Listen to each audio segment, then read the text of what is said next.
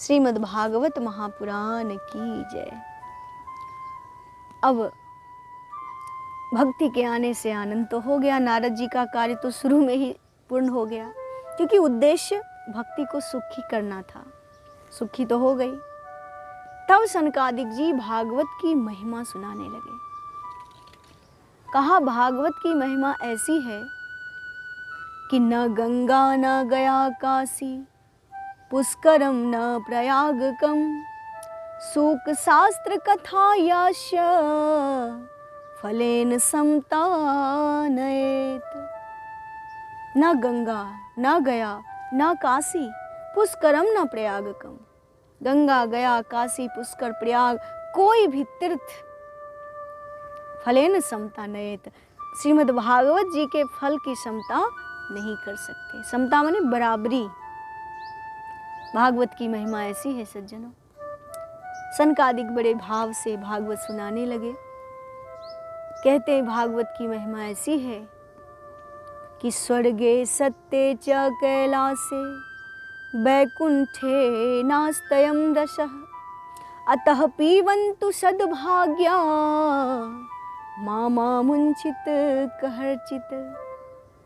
स्वर्ग में, सत्यलोक में, वैकुंठ में, कैलाश में, ब्रह्मलोक में कहीं भी श्रीमद् भागवत की कथा नहीं मिलती। ये कथा तो धरती पर ही सुलभ है। इसलिए धरती पर रहने वाले हे सद्भाग्यवान श्रोताओं, जब तक धरती पर हो तब तक इस रस का लाभ लेते रहो। ऐसी ये भागवत की परम दिव्य कथा है। भक्ति देने वाली है, ज्ञान और वैराग को प्रकट करने वाली है। नारद जी महाराज बहुत प्रसन्न हुए। नारद जी ने कहा कि हे महाराज, आपने तो बहुत सुंदर कथा सुनाया। अब ये बताइए कि कौन कौन से लोग भागवत सुनेंगे तो महान बन जाएंगे, तृप्त हो जाएंगे। क्या कोई भक्त रहेगा, उच्च कोटि का रहेगा, वही भागवत सुन सकता है? कौन कौन से लोग अगर भागवत सुने तो वो सुखी हो जाएं, ये बताइए। सनकादिक जी ने कहा नारद जी, भागवत की ऐसी महिमा है कि सत्पुरुष अगर सुने तो उनके सुख में वृद्धि होती है, और दुष्ट भी अगर सुन ले तब भी उसकी दुष्टता समाप्त हो जाती है। अगर कोई पापी सुन ले तो उसके पाप कट जाते हैं। अगर कोई बहुत अधोगति को प्राप्त हुआ जीव है, वो अगर सुन ले तो वो भी कृतार्थ हो जाता है। भागवत की ऐसी महिमा है कि कौन कौन सुने तो सुखी हो, सो सुनिए। सनकादिक जी कहते हैं, ये मानवाः पाप कृतस्तु सर्वदा, सदा दुराचार रता विमार्गगा, क्रोधाग्निदग्धा कुटिलाश कामिनः, सप्ताह यज्ञेन कलौ पुनन्ति ते। जो मनुष्य पाप कृतस्तु सर्वदा, हमेशा पाप करते रहते हैं, सदा दुराचार रता, दुराचार में हमेशा रत रहते हैं, विमार्ग गाह, उल्टे मार्ग पर चलते हैं, क्रोधाग्नि दग्धा, क्रोध में जल करते रहते हैं, कुटिल हैं, कुटिलाश्य, कामिनः, कामी हैं। ऐसे मनुष्य भी सप्ताह यज्ञ श्रीमद् भागवत जी का श्रवण कर ले तो वो भी पवित्र हो जाते हैं। सप्ताह यज्ञेन कलौ पुनन्ति ते। कलयुग में सप्ताह यज्ञ पुण्य देने वाला, पाप का नाश करने वाला है। ऐसे कोई अधम जीव भी सुने तो कृतार्थ हो जाता है। और महाराज, जो लोग सत्य से हीन हैं, सत्येन हीना मातृपितृदूषका, माता पिता की निंदा करने वाले हैं। माता पिता की निंदा कभी नहीं करनी चाहिए। भगवान कहते हैं कि पिता चाहे कैसा भी हो, चाहे दुराचारी ही क्यों ना हो, लेकिन पुत्र का धर्म है अपने पिता का सत्कार करना, उनकी सेवा करना, उनकी आज्ञा का पालन करना।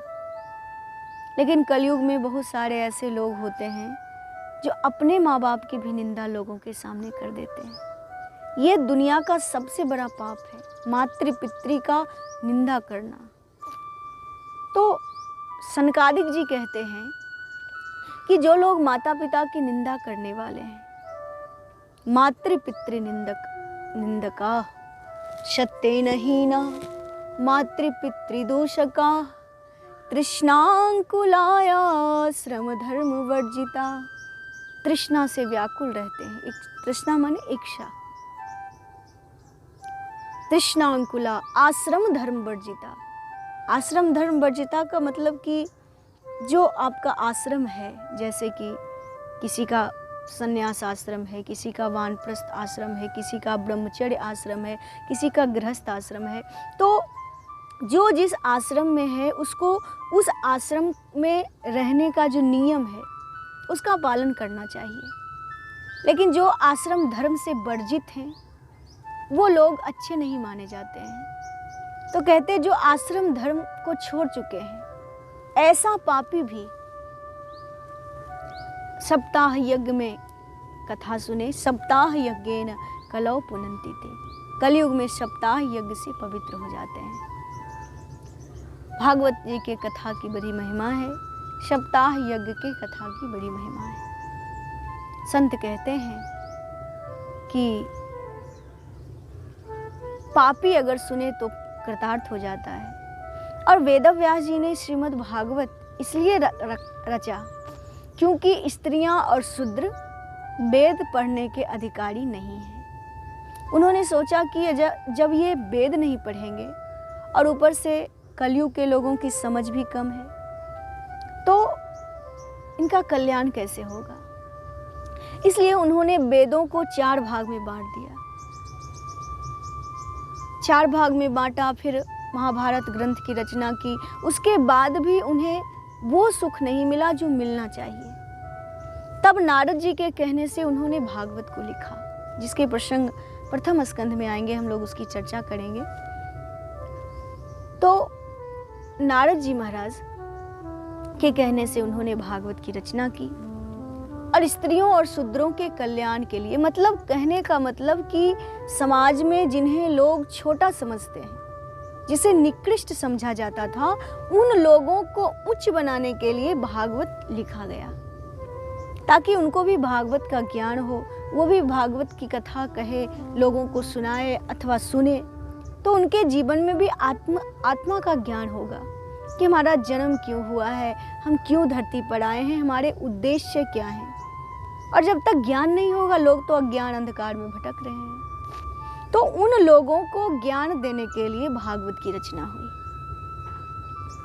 अब नारद जी कहते हैं कि महाराज ऐसा कोई आपके पास उदाहरण है जिसने भागवत जी को सुना और वो बहुत पापी था, बहुत अधर्मी था, और उसने भागवत जी के सुनने के बाद मुक्ति पाई हो, अथवा भक्ति पाई हो, अथवा उसके जीवन में आनंद मिला हो, ऐसा कोई उदाहरण? सनकादिक जी ने कहा हाँ, उदाहरण तो बहुत है। अगर तुम उदाहरण सुनना चाहते हो तो सुनो, ध्यान से सुनो, भागवत का कैसा प्रताप है। तब सुनाने लगे। एक समय की बात है, तुंगभद्रा नदी के तट पर आत्मदेव नाम के ब्राह्मण रहते थे। तुंगभद्रा तटे पूर्वम भूतपत्तनमुत्तमं यत्र वर्णाश् धर्मेण सत्य सत्कर्म तत्परा आत्मदेव पुरे तस्मिन् सर्ववेद विशारदः श्रोतस्मार्ते सुनिष्णातो द्वितीय इव भास्करः। आत्मदेव नाम के एक ब्राह्मण थे जो द्वितीय इव भास्करः, दूसरे सूर्य के समान ज्ञानी और नियम से रहने वाले लोग थे। आत्मदेव के पास सब कुछ है, धन दौलत है, ऐश्वर्य है, घर परिवार है, पत्नी है, सब कुछ है।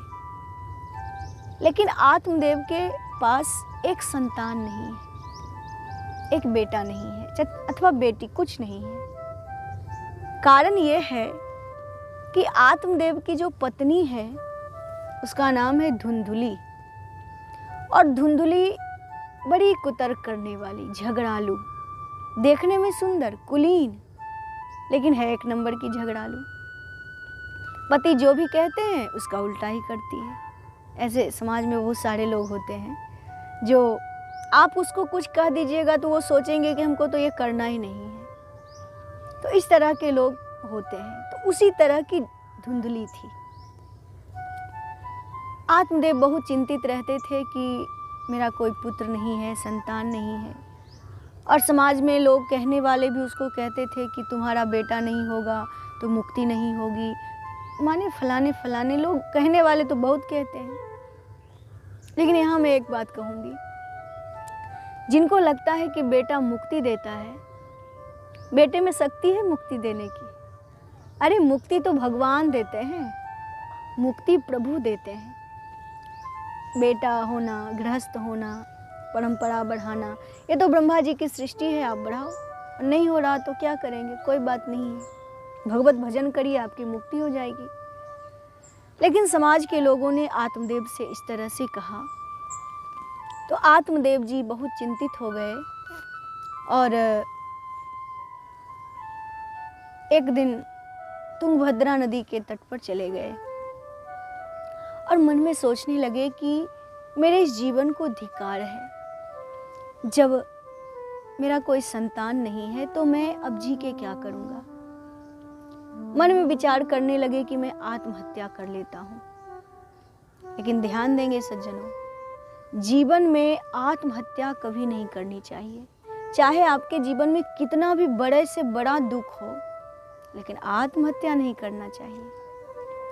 आत्महत्या करने वाले की मुक्ति कभी नहीं होती। मनुष्य को इतना भी अधिकार नहीं है कि वो अपने शरीर को मारे, क्योंकि क्या मनुष्य ने अपना शरीर अपने से बनाया?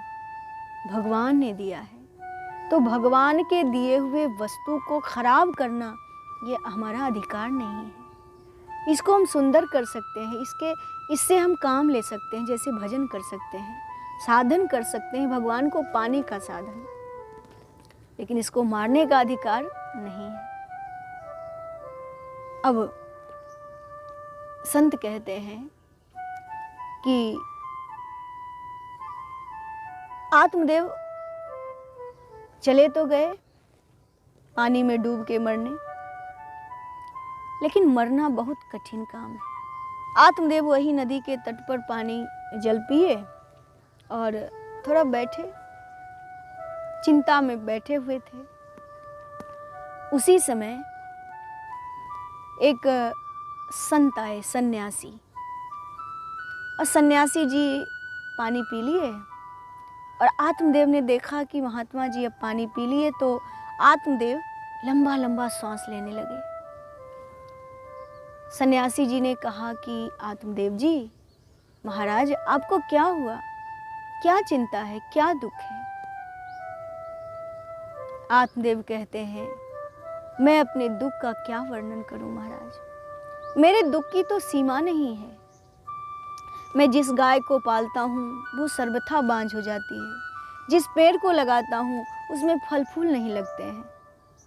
मैं अपने दुख का वर्णन क्या करूं महाराज। अगर फल खरीद के मैं घर ले भी आता हूँ तो वो बहुत जल्दी सड़ जाता है। मैं जब अपने पितरों को जलांजलि अर्पित करता हूँ तो मेरे पितर भी गर्म सांस से, अपने सांस से पानी को गरम गरम करके पीते हैं। मतलब उन्हें भी अच्छा नहीं लगता है। आत्मदेव जी से सन्यासी जी ने कहा कि इसका कारण क्या है। आत्मदेव जी ने कहा कि इसका कारण ये है कि मेरे पास कोई संतान नहीं है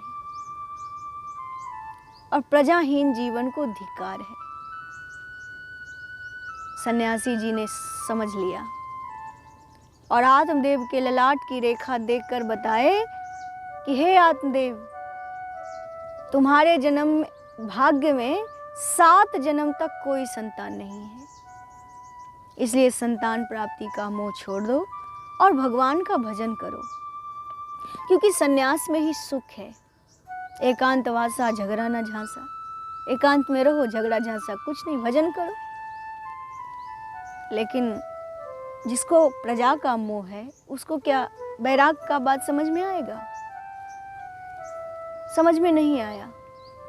आत्मदेव जी ने कहा कि नहीं नहीं महाराज, मुझे तो लगता है कि पुत्र और पौत्रों से भरा हुआ परिवार ही सुखद होता है, इसलिए मुझे किसी भी तरह से पुत्र दीजिए। संन्यास तो नीरस है, क्या सरस है इसमें। आत्मदेव ने कहा कि आप तो संत हैं और लोग कहते हैं कि जो न करे लकीर सो करे फकीर। सो आप मुझे कुछ बताइए जिससे मैं सुखी हो जाऊं, मेरे संतान हो जाए। महात्मा जी ने कहा कि ठीक है, अगर तुम मुर्दे के समान मेरे सामने पड़े हो, तुम एक काम करो, मैं तुम्हें एक फल देता हूँ। ये फल तुम अपनी पत्नी को दे देना और उससे कहना कि फल खाने के बाद 1 साल तक वो नियम से रहे, स्वच्छ आहार ले, शांत स्वभाव रखे, भगवान का पूजन स्मरण करे।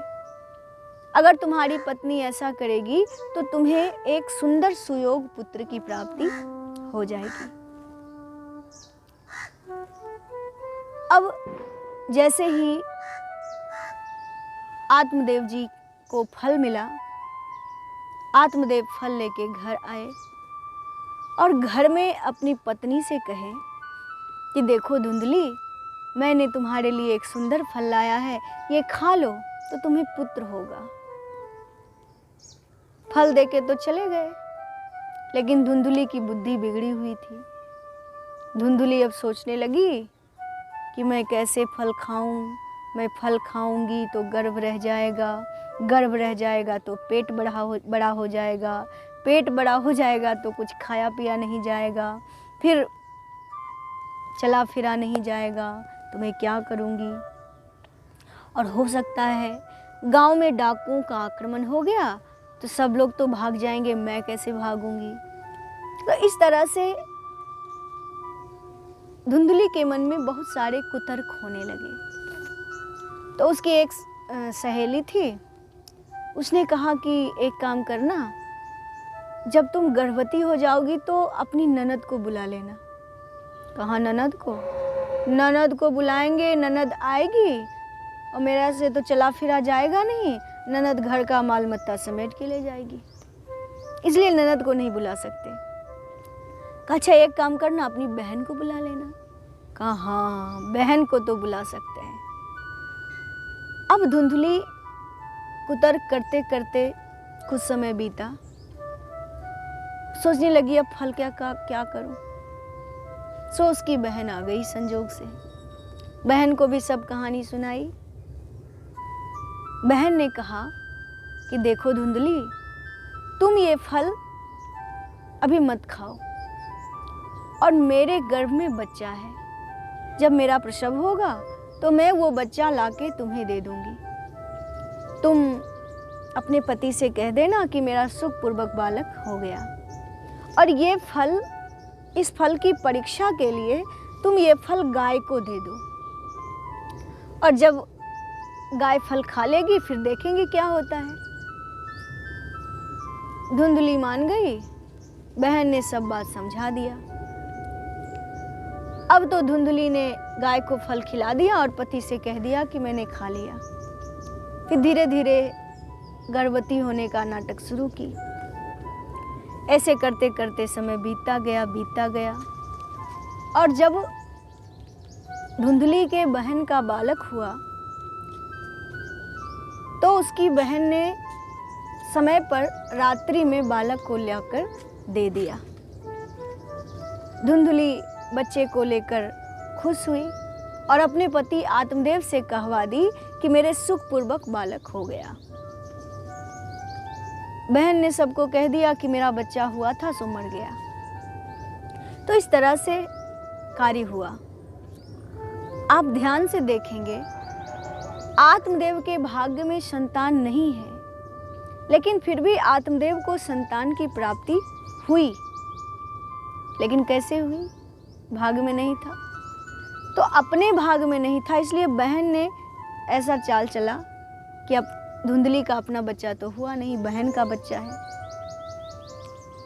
अब बालक का जब जन्म हुआ तो नामकरण होने लगा। धुंधुली ने कहा कि बालक का नाम हम रखेंगे, मेरा नाम है धुंधुली, तो मैं अपने बेटे का नाम रखूंगी धुंधकारी। अब नाम बड़ा खराब हो गया, धुंधकारी। धुंधुली का बच्चा धीरे धीरे बड़ा होने लगा और 3 महीना के बाद गाय के पेट से भी एक बालक हुआ। आदमी के जैसा बालक था, क्योंकि संत का आशीर्वाद है। तो बालक है मनुष्य के जैसा, केवल उसके कान हैं गाय के जैसे। तो गाय के जैसे कान होने के कारण उस बच्चे का नाम आत्मदेव जी ने गोकर्ण रखा। लेकिन देखिए, माँ का प्रभाव जब होता है तो बालक शुद्ध होता है। गाय है शुद्ध स्वभाव की, तो बेटा भी शुद्ध स्वभाव का हुआ। और धुंधली है तर्क करने वाली, तो बेटा भी धुंधकारी दुष्ट हो गया। धीरे धीरे दोनों बालक बड़े हुए तो गोकर्ण जी महाज्ञानी हो गए और धुंधकारी महाखल हो गया। अब धीरे धीरे समय बीता, दोनों बालक बड़े हुए। गोकर्ण जी ज्ञान प्राप्त करने में लगे रहते थे और धुंधकारी वेश्याओं से संगति कर लिया। मांसाहार करना, वेश्यावृत्ति करना, ये सब उसके कार्य हो गए। शराब पीना।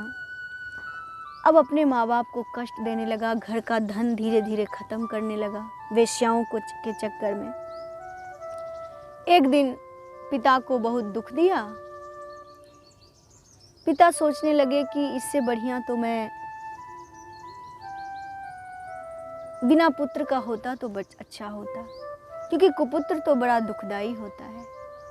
अब मैं क्या करूं, कहाँ जाऊं? तब गोकर्ण जी महाराज ने गोकर्ण गीता का उपदेश आत्मदेव जी को दिया। बहुत सुंदर उपदेश है, जिसकी चर्चा हम लोग फिर करेंगे। तब तक के लिए जय सिया राम।